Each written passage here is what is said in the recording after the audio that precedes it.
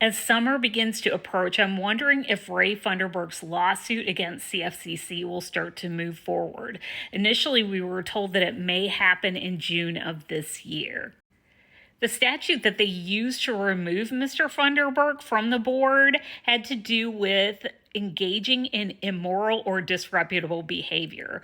So I figured if we're going to fling some mud, maybe we should take a look at the accusers as well. First, let's start with dear leader, Mr. Morton, since he is such a bastion of moral righteousness. Here's a little tidbit you might not know. Did you know in 2018, WECT reported that the Veterans Association Hospital was paying double the going rent for the property that they were renting from the airport authority? Guess who proudly said that they negotiated that contract? That's right. At the time the contract was negotiated, Jim Morton was working in finance for the Wilmington Airport Authority. Let's look at the current board chair, Lanny Wilson, who was engaged in 2011 in what the Star News called a pay-to-play scheme. At that time, Wilson was accused of inflating the real estate value appraisal of properties and then selling them at an increased price and claiming fraudulent returns on those investments. Wilson was also accused of being buddy-buddy with the then governor of North Carolina, Mike Easley. Apparently, he was taking Mike Easley's assistant on glamorous vacations on private jets, at one point taking him to Puerto Rico.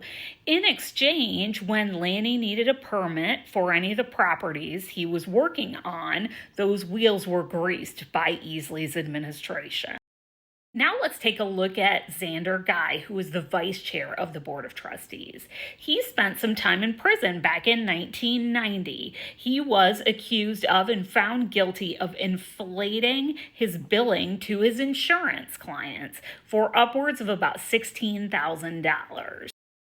And finally, let's take a look at Bill Cherry, who was the chair of the Board of Trustees at the time of Mr. Funderburk's removal. He used to own a company called Air Wilmington. Now, back in 2016, Mr. Cherry was sued by ISO Air, which was their direct competition at the airport.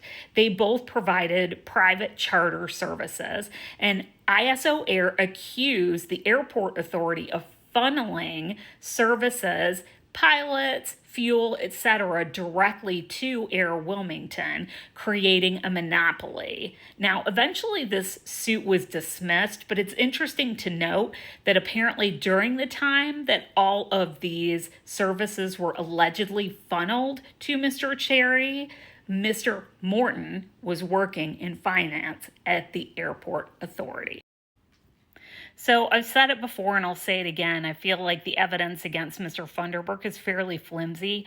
And the idea that this kangaroo court made up of these men saying what's disreputable and what is immoral is frankly a giant joke.